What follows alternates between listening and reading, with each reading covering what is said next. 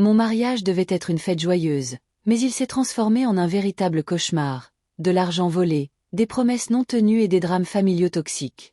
Mon mari, 33 ans, et moi, 32 ans, avions prévu une cérémonie intime dans notre jardin après avoir découvert que sa mère, Cathy, et sa sœur cadette, Nelly, 25 ans, avaient dilapidé l'intégralité de notre budget mariage pour faire libérer sous caution le mari de Cathy, Jerry, arrêté pour détournement de fonds. Ni Cathy ni Nelly ne m'avaient jamais appréciée. Elle se montrait toujours aimable en présence de mon mari, mais froide et distante dès qu'il avait le dos tourné. Malgré des années d'efforts pour maintenir la paix, elles ont interprété mon silence comme une autorisation de nous trahir.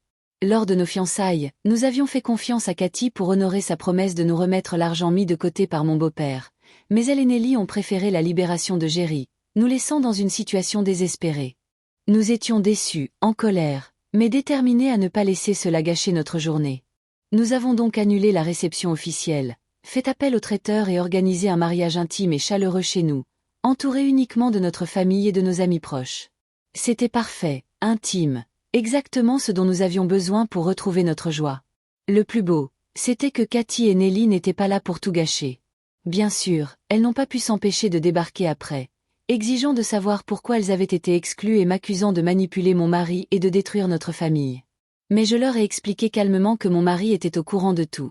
Il savait comment elle m'avait traité au fil des ans et il soutenait pleinement les décisions que nous avions prises ensemble. Il a refusé de discuter, restant à la maison, pendant que je les confrontais et leur faisais clairement comprendre qu'elles n'étaient pas les bienvenues. Cathy a pleuré, Nelly a supplié, mais leurs tentatives d'intimidation ont échoué. J'ai même appelé la police lorsqu'elles ont refusé de partir, pour qu'elles comprennent bien que c'était notre maison et que nous ne nous laisserions pas faire. Dans les jours et les semaines qui ont suivi, nous avons bloqué toute communication avec elles, même lorsqu'elles ont tenté de nous harceler pendant notre lune de miel, en nous envoyant des messages m'accusant de manipuler mon mari et de détruire sa famille. C'était exaspérant, mais nous sommes restés unis, refusant de les laisser dicter nos vies ou notre bonheur. Avec le temps, mon mari et moi avons appris à nous libérer de leur influence toxique, et notre relation s'est renforcée, libérée du poids de leurs interférences. Nous nous sommes concentrés sur notre lune de miel, notre nouvelle vie à deux et les personnes qui nous aimaient vraiment.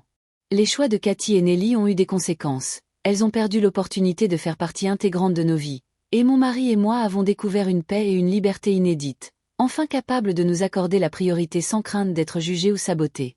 Leurs tentatives de contrôle ont échoué, et cette expérience nous a appris que l'amour, le respect et la loyauté ne se commandent pas, ils se donnent. Nous avons donc choisi de nous entourer uniquement de ceux qui pouvaient véritablement célébrer notre bonheur. Au final, annuler ce mariage extravagant et nous réapproprier cette journée a été la décision la plus libératrice et la plus joyeuse que nous aurions pu prendre, nous permettant de commencer notre mariage selon nos propres conditions, pleinement soutenus l'un par l'autre et libres de l'ombre d'une famille incapable de voir au-delà de ses propres griefs.